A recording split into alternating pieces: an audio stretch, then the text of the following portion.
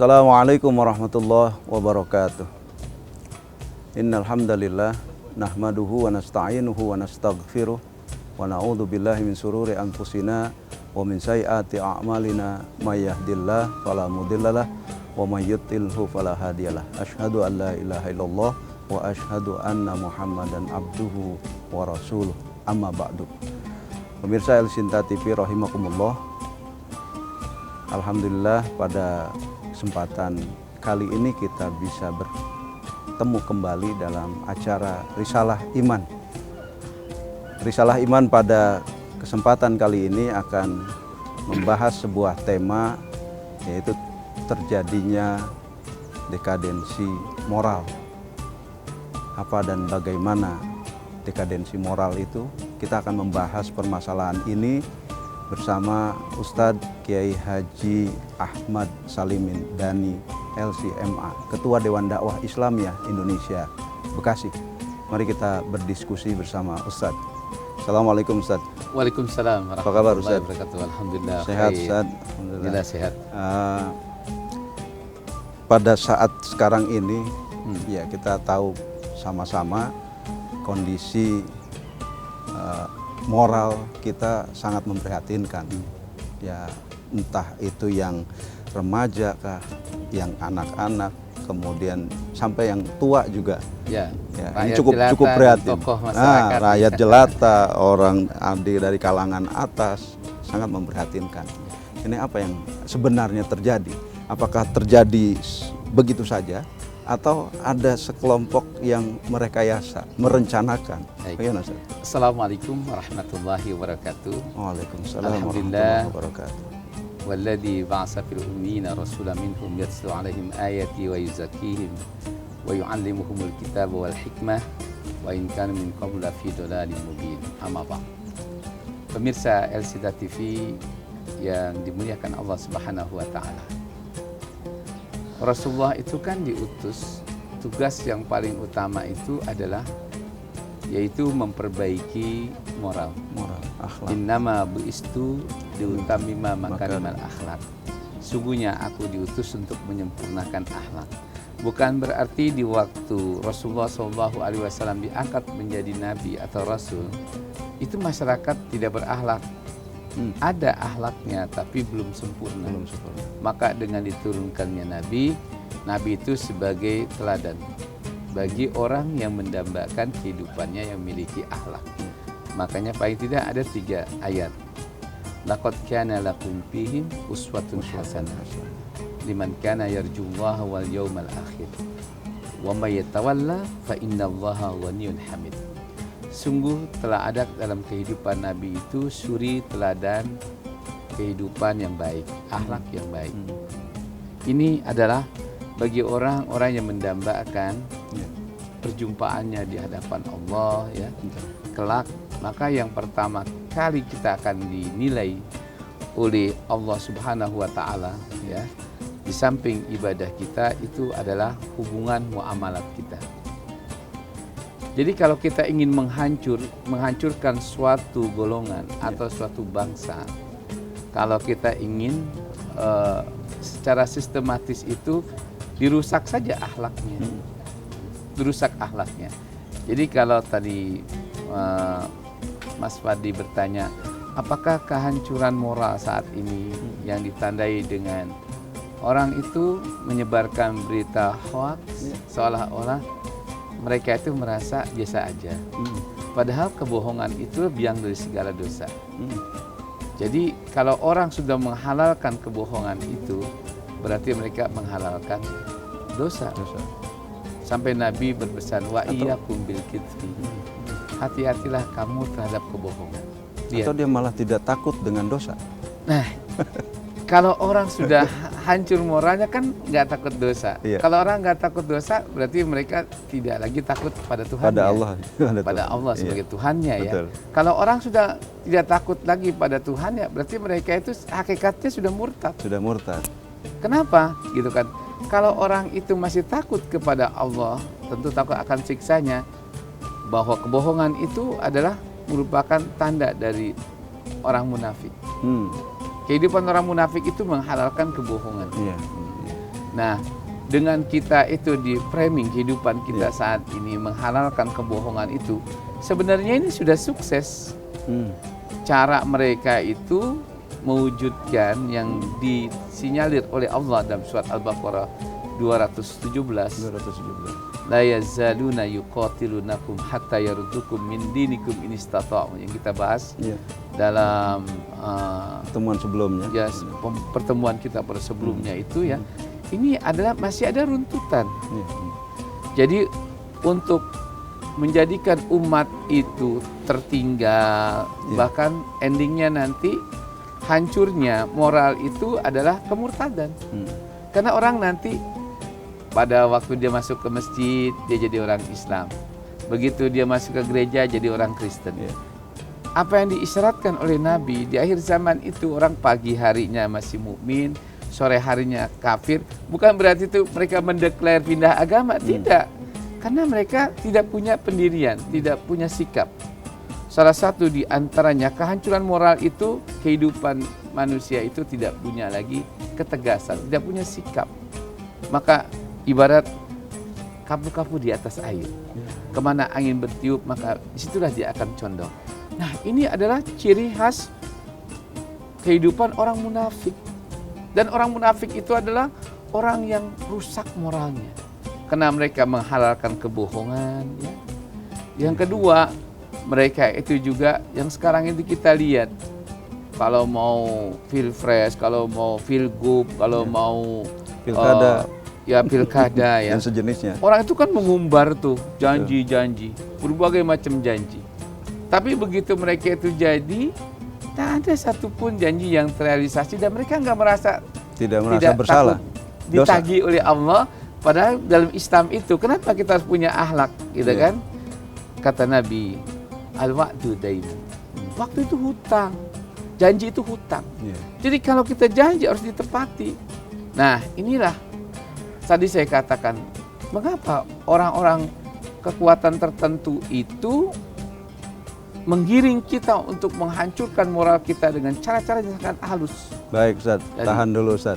Kita harus istirahat sebentar. Baik. Pemirsa, jangan kemana-mana, nantikan Risalah Iman setelah tayangan yang berikut ini.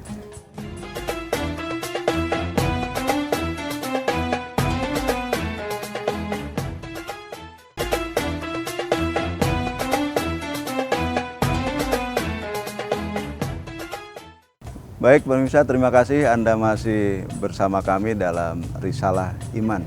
Saat ini kita masih berdiskusi tentang terjadinya dekadensi moral. Narasumber yang membahas tema ini beliau adalah Al-Ustadz Kiai Haji Ahmad Salimindani LC.MA, Ketua Dewan Dakwah Islamiyah Indonesia Bekasi. Kita lanjutkan diskusi kita bersama Ustadz. Ustadz, tadi Ustadz membahas tentang ya ada skenario, ada rencana dari sekelompok orang yang itu sudah mulai berhasil. Skenario itu, rencana itu sudah mulai berhasil. Kelanjutannya seperti apa Ustaz? Jadi begini, kita apakah ini isu yang saya tiupkan atau memang bicara masalah fakta? Itu, ya kan? Iya, itu yang mesti Nanti takutnya banyak orang itu cerita, Ustadz aja gitu betul. kan. Karangan Ustadz aja ini. Gitu kan. Tapi tidak ya. Munculnya kelompok-kelompok Islam, liberal, ini kan adalah petanda bahwa sukses program penghancuran moral itu. Kenapa? Kalau kita lihat Islam liberal itu kan Islam yang diajarkan ya, kita itu harus satu mentolerir kesalahan orang lain. Loh, dalam Islam yang sebenarnya itu kita itu tidak boleh mentolerir kesalahan. Kita tidak boleh kerjasama dengan orang-orang yang melakukan tindak keburukan. Kenapa? Antara yang hak dengan yang batil itu bagaikan minyak dan air. Sampai Allah berfirman, "Wala talbisul haqqo bil batil wa taktumul haqqo wa antum ta'lamun." Jangan kamu campur adukan antara yang benar dengan yang salah. Nah, kalau kita lihat ya ajaran yang ada pada kelompok-kelompok Islam liberal itu, kalau kita mengklaim bahwa Islam sebagai agama yang paling benar, dia bilang, emang surga punya kamu. Kita nggak tahu surga bukan punya kita, tapi punya Allah. Tapi Allah sudah mengajarkan. Maka salah satu saya katakan bukti adanya paham Islam liberal. Inilah Pak, bahwa kita tahu agama lain tuh hancur karena mereka mentolerir kebebasan. Kita nggak punya kebebasan di hadapan Allah. Makanya Allah turunkan Al-Quran itu, dan isi Al-Quran itu adalah kehidupan Nabi. Dan kehidupan Nabi itu yang harus kita teladani. Maka Allah mengatakan tadi, laqad kana lakum fi Rasulillahi uswatun hasanah. Itu adalah salah satu isyarat bahwa kita ini jangan keluar dari cara kehidupan Nabi yang Nabi contohkan. Jadi kalau kita lihat sekarang ini orang ya, tadi saya katakan, apakah kita mau dijadikan hidup kita ini digiring untuk menjadi tipikal orang-orang munafik, menghalalkan kebohongan, menghalalkan juga ya, menyalahi janji. Coba bayangkan. Apalagi menyalahkan amanah yang dititipkan pada kita. Siapa yang tidak menerima kalau koruptor itu adalah akibat bejatnya moral orang itu. Dalam Islam itu dia tahu asariku wasarikatu faqta'u aydiyahuma. Pencuri laki-laki atau perempuan ya, itu dipotong tangannya. Apakah kita boleh mentolerir pencuri itu karena anak presiden, karena anak menteri, atau karena anak gubernur, atau karena anak seorang kiai? Tidak. Kita contoh Nabi. Pada waktu seorang tokoh ya, tokoh Yahudi ini anaknya tertangkap basah, tertangkap tangan mencuri kok sekarang, TOT, gitu kan? Maka tokoh Yahudi ini merasa bahwa dia sudah banyak memberikan fasilitas kepada Nabi, datang. Beberapa tokoh itu, ya Muhammad, aku tahu, pasti engkau akan memotong tangan anakku yang tertangkap tangan mencuri di pasar tadi. Tapi di mana perjuanganku dan di mana pengorbananku? Apakah kau tidak memberikan maaf pada anakku? Coba jawab Nabi apa sebagai qadi? Lau anna Fatimata saraqat qata'tuha. Jangankan anakmu. Kalau sekiranya anakku yang mencuri itu Fatimah, aku akan potong tangannya. Kenapa? Mentolerir pencuri, membenarkan pencuri ya, atau menyembunyikan pencuri, itulah salah satu jelas akhlak yang rusak, dekadensi moral. Kalau kita masyarakat ini mentolerir pembunuh. Mentolerir pencuri ya, sehingga kita amankan. Nah sekarang yang kita lihat, kalau pencurinya itu rakyat jelata, kita kejar. Tapi kalau pencurinya itu karena anak seorang pejabat tinggi, kita katakanlah semua orang tahu bagaimana kasus seseorang itu kan, yang sudah terbukti bahwa dia melakukan penyogokan ini dan itu kan. Tapi karena punya kedekatan pada petinggi, kadang-kadang mereka seorang tidak tersentuh hukum. Nah, kalaulah itu kebetulan hakim atau penguasa atau penegak hukum yang mentolerir kejahatan karena mereka itu tidak punya keberanian, karena takut digeser, jelas ini sudah terjadi dekadensi moral di kalangan para pejabat tinggi dan penegak hukum itu. Nah, dalam Islam itu, makanya Nabi mengatakan tidak boleh kita mentolerir kesalahan. Dalam surat At-Taubah Allah berfirman, ya ayyuhalladzina amanu la tarkanu ma'alladzina zalamu. Atau janganlah kamu duduk yang beriman bersama orang-orang yang zalim. Kenapa tadi saya katakan bahwa yang benar itu nyata, yang salah itu nyata. Dan janganlah kita mencampur adukkan. Maka Allah mengatakan tadi, wala talbisul haqqa bil batil wa taktumul haqqa wa antum ta'lamun. Di dalam Islam lebih jauh lagi. Kita tidak boleh mentolerir kesalahan, kejahatan, bentuknya apapun juga. Karena ini ada menyangkut soal masalah keimanan, ya. Artinya kalau orang itu sudah moralnya bejat, rusak, mentolerir penjahat, ya, mentolerir orang-orang berbuat zalim, aniaya, maka itu sesungguhnya adalah mereka itu sudah murtad kalau dia Islam.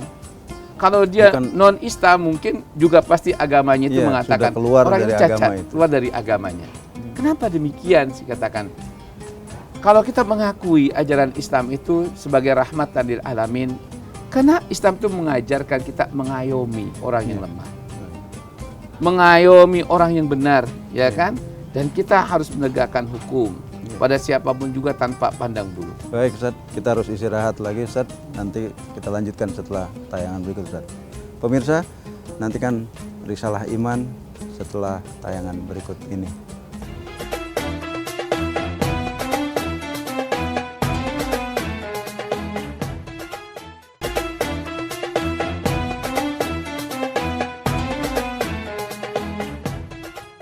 Terima kasih pemirsa, Anda masih bersama kami dalam Risalah Iman.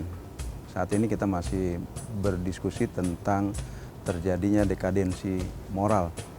Narasumber yang membahas tema ini adalah Al-Ustadz Kiai Haji Ahmad Salimin Dani, LC, MA. Kita lanjutkan diskusi kita bersama Ustadz. Ustadz, tadi sudah moral sudah terganggu, kemudian ya jauh dari ajaran Rasulullah. Nah, kemudian kaitannya dengan penegakan hukum. Ustadz tadi terakhir membahas tentang penegakan hukum. Bagaimana Ustadz? Salah satu ciri terjadinya dekadensi moral dalam kehidupan masyarakat tidak tegaknya hukum secara adil. Ini ingat.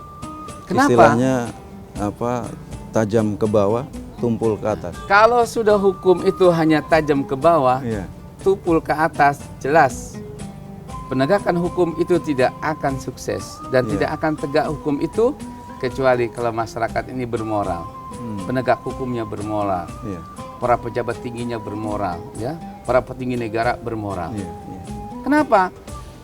Karena semua orang itu berlindung di dalam hukum. Maka ketika hukum itu dipermainkan, jelas itu adalah penjahat.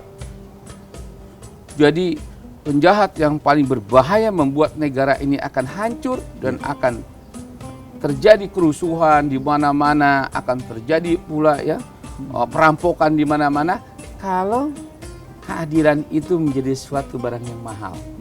Kalau keadilan tidak ditegakkan oleh penegak hukum itu, katakanlah pencuri ya kan dibiarkan, mereka itu hidup bebas leluasa, maka mereka akan mencuri terus.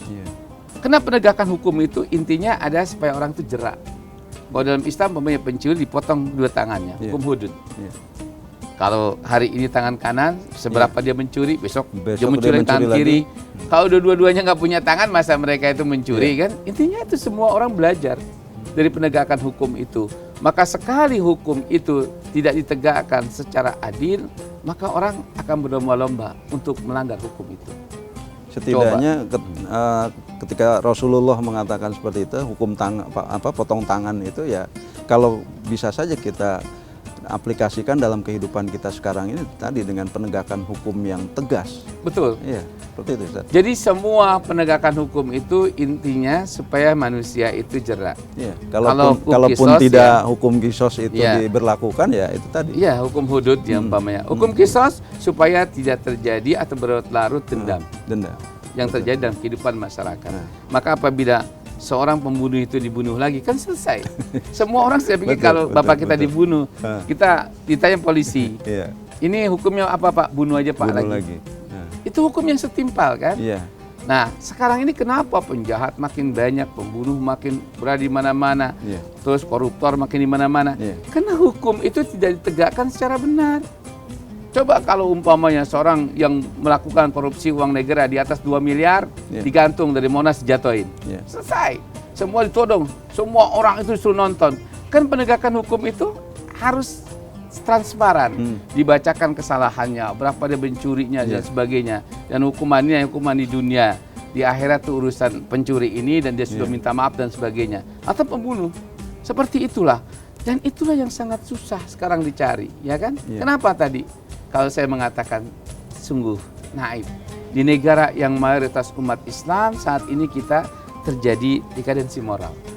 Dan apakah ini terjadi dengan sendirinya? Kita kembali ke pasal pertama, ini tidak.